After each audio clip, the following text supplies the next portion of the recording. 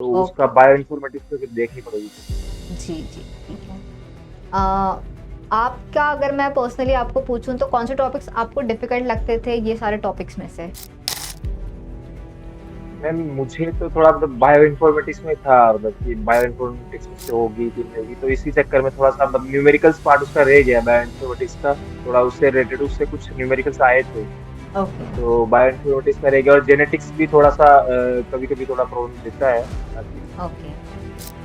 And अगर हम बात करते हैं एग्ज़ाम्स की तो वी ऑलवेज एम्फसाइज़ कि क्वेश्चन प्रैक्टिस बहुत इम्पोर्टेंट है।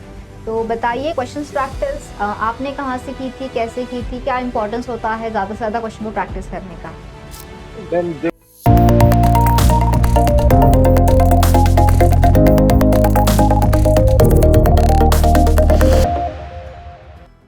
Hello everyone, I hope you all are doing fine students. हमारे साथ में कनेक्टेड है हमारे एक स्टूडेंट देवल एंड इन्होंने रिसेंटली क्वालिफाई की है गैटबी की examination. Apart from that he has also qualified exams like IIT JAM, GATE excel as well qualify किया है इन्होंने। तो लेट्स नो हिज जर्नी, जानते हैं कैसी की थी preparation. Hi Deval, how are you? Fine ma'am, अच्छा ओके, हूँ। Okay, great. So first of all a big congratulations to you. Please tell me क्या स्कोर है और क्या रैंक आई है आपकी?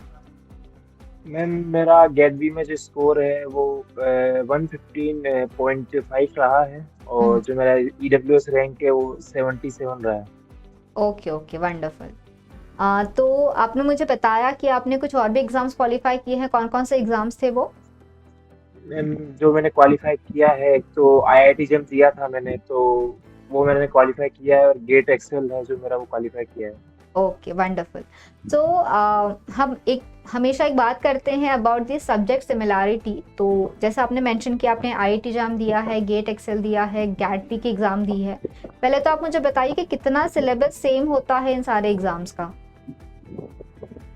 मैम सिलेबस आप देखो तो आईआईटी जेम का और गेट में थोड़ा लेवल का फर्क पड़ता है, कि लेवल थोड़ा गेट का है, गेट हुँ, एक्सेल हुँ। का जो है तो लेवल थोड़ा ऊपर होता है। बाकी ओके। आईआईटी जेम और गेट भी का सिलेबस बहुत हद तक सेम ही होता है, हुँ, हुँ। बहुत सिमिलैरिटी बहुत होती है। बाकी गेट का जो लेवल है थोड़ा हाई रहता है, बाकी सेम होता है। ओके, सो गेट का एक थोड़ा अपर लेवल मान सकते हैं हम, आईआईटी जैम गैट भी थोड़ा सा उससे ईजियर रहेगा, ठीक है। ये हाँ बिल्कुल। और ओके, एंड टॉपिक्स की अगर मैं बात करूं तो गैट बी के एग्जाम में कुछ एक्स्ट्रा टॉपिक्स पढ़ने पड़ते हैं आपको, जैसे कि बायो प्रोसेस इंजीनियरिंग है, बायो इन्फॉर्मेटिक्स है। तो आपने क्या हाँ किया यस था कि मैम। आपने उसको प्रिपेयर किया था या आपने नहीं पढ़ा है उन्हें? मैम मैंने जो लास्ट ईयर के पेपर्स थे बायो इन्फॉर्मेटिक्स के, उसका थोड़ा मुझे क्या है, बायो इन्फॉर्मेटिक्स का थोड़ा समझ में नहीं आता हम्म। था, तो मैंने थोड़ा जो पीछे के लास्ट ईयर के पेपर्स थे उनको उठाया, और जो क्वेश्चन रिपीट हुए थे, बार बार रिपीट हुए थे, हम्म। उनको देखा, या फिर उनके जो टॉपिक्स थे उनको रीड किया, तो बेसिकली आ गया था फिर। Okay, wonderful. उसमें से जी। क्वेश्चन भी आया था, एक दो क्वेश्चन भी आए थे उसमें से, ओके। तो ठीक था। जी, तो आपने उसकी थियरी पढ़ाई की थी अलग से या आपने सिर्फ क्वेश्चन सॉल्व किए थे उन टॉपिक्स के? ना ना मैम, मैंने उसकी थ्योरी नहीं की थी, क्योंकि उतना मुझे बायो इन्फॉर्मेटिक्स समझ में नहीं आ रहा था, तो ओके। उसके केवल क्वेश्चंस देखे थे, बाकी जो उसका टॉपिक था उसकी थ्योरी हम्म। पढ़ी थी, जो उसका टॉपिक था उसकी थ्योरी देखी थी मैंने। ओके, ठीक है।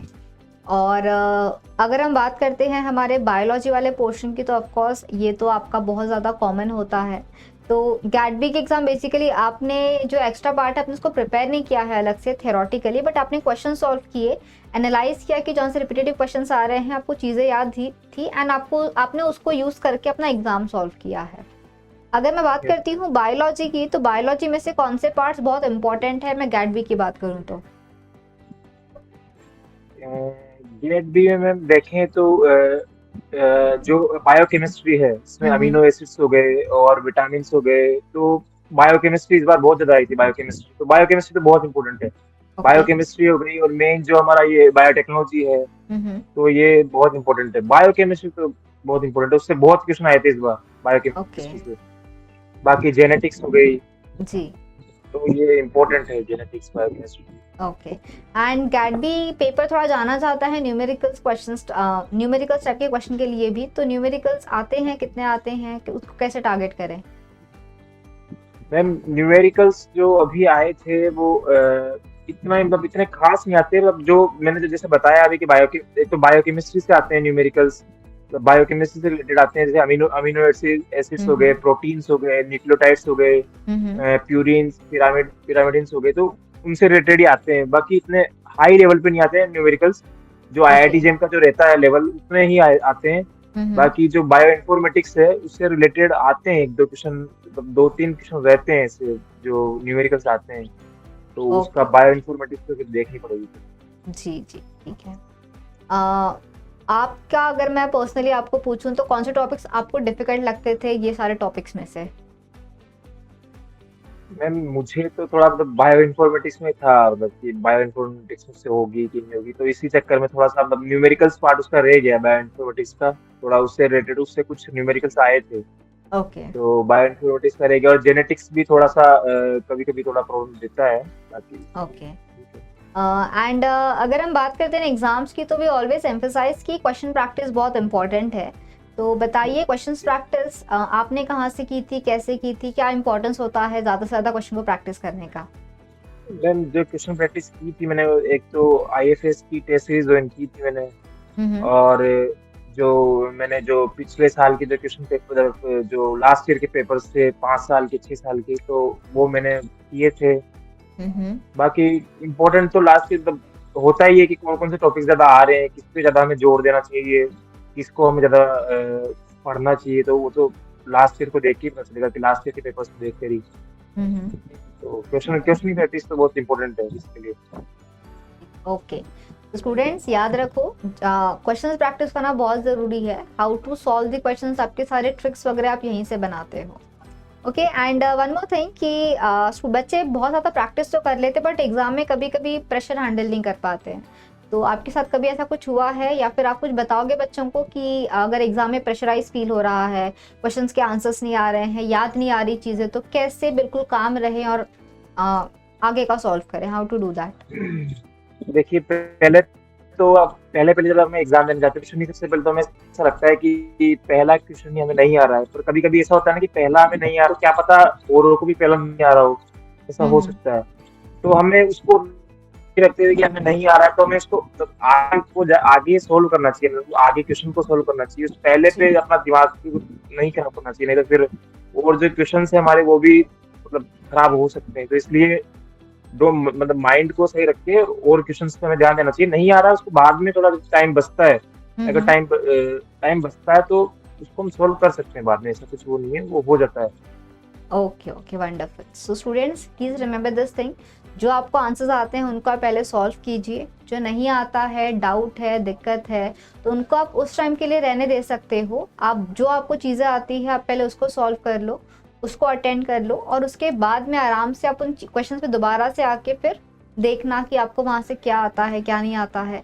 That's how you will save some time. ठीक है, that's how you will save some time. So apart from that students बहुत बार स्ट्रगल करते हैं, हसल करते हैं टू मैनेज बोथ स्केड्यूल, कि उनको प्रिपरेशन भी करनी होती है, कॉलेज भी मैनेज करना होता है। तो आपने कैसे किया था, बच्चे कैसे उसको मैनेज कर सकते हैं? हाँ मैं मेरा भी ऐसा था कि मतलब मैनेज करना थोड़ा बहुत मतलब मुश्किल हो जाता है, ऐसी बात नहीं है, पर टाइमिंग्स को मतलब आप अपना शेड्यूल पहले ही बना के रखिए कि मुझे मतलब कॉलेज के लिए अलग अलग रखनी है पढ़ाई, और इसके लिए अलग देना है, तो एक अलग से मतलब एक टाइम हम्म टेबल रहना चाहिए। तो मेंटेन नहीं होता है टाइम टेबल, पर एक टाइम टेबल रखना चाहिए हमें कि इतना टाइम हमें मतलब रोजाना का देना है। तो ओके रात को ज्यादा मैंने पढ़ाई की थी, इसलिए तो गेट भी की।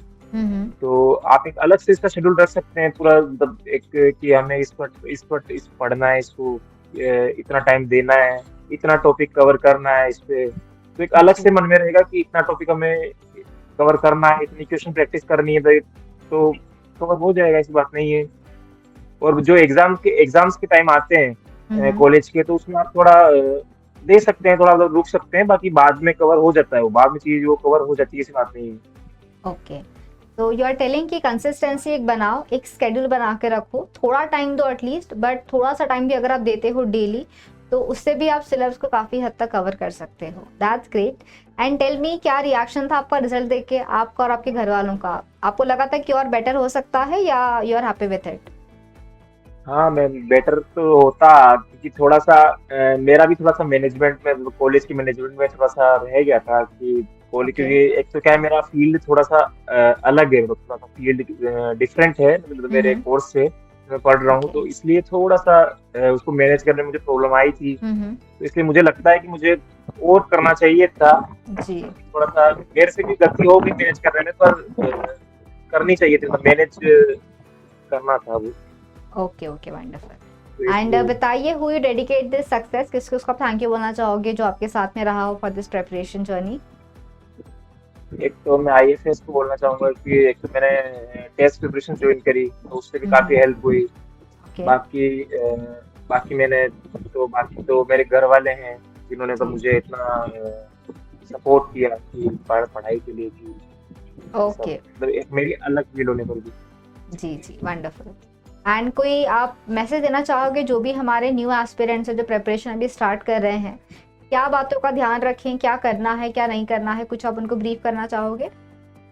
एक तो ऐसा है ना कि कॉलेज, मतलब ये ना घबराएं कि कॉलेज चल रहा है तो कैसे पढ़ेंगे, कैसे क्या करेंगे, तो एक कंसिस्टेंसी होती है वो बना के रखनी है। इतना इतना भी नहीं है कि बहुत डीप में क्वेश्चन आते हो, अगर आप उसकी एक कॉन्सेप्ट ध्यान रखेंगे, तो सेम कॉन्सेप्ट हर बार रिपीट होता है। ऐसा कोई हम्म। ऐसे क्वेश्चन होते हैं जो हमेशा कॉन्सेप्ट अगर आप उसको याद रखेंगे तो हमेशा रिपीट होता है। तो ओके। कॉन्सेप्ट बना के रखें, कंसिस्टेंसी बना के रखें कि हमें इतना पढ़ना है, इतना टॉपिक, एक ध्यान रखें कि इतना टॉपिक हमें रोजाना कवर करना है, हम्म। तो आराम से हो जाएगा। और ऐसा ऐसा कुछ है नहीं कि मतलब दिमाग में ये ना लाए कि नहीं होगा नहीं होगा, जी। क्योंकि ऐसा बहुत सीटें हैं गेट बी में, और चांस भी है, सीयूटी है, गेट भी है, आईआईटी जेईई में, तो सिलेक्शन तो आराम से हो जाएगा। सिलेक्शन का कोई वो नहीं, सिलेक्शन हो जाता है अगर आप कंसिस्टेंसी बना के रखें तो आराम से हो जाएगा। Okay, great. So yes, to all the aspirants out there, consistency बनाए रखो। थोड़ा थोड़ा तो भी अगर आप प्रिपेयर करोगे डेली तो भी आप सिलेबस कवर कर लोगे, एटलीस्ट उतना कि आप क्वालिफाई कर सको with good rank. So thank you so much Deval for joining. मज़ा आया आपसे बात करके। आई थिंक कुछ बहुत इंसाइट्स मिले हैं मुझे भी और हमारे बच्चों को भी, जो काफ़ी ज़्यादा मोटिवेट हुए होंगे, उनको समझ में आई है थैंक यू। कैसे करनी है प्रिपरेशन, किन किन बातों का ध्यान रखना है। Thank you so much and we really wish you all the very best for all your future endeavors. Thank you. Okay. And to all the aspirants out there, keep studying.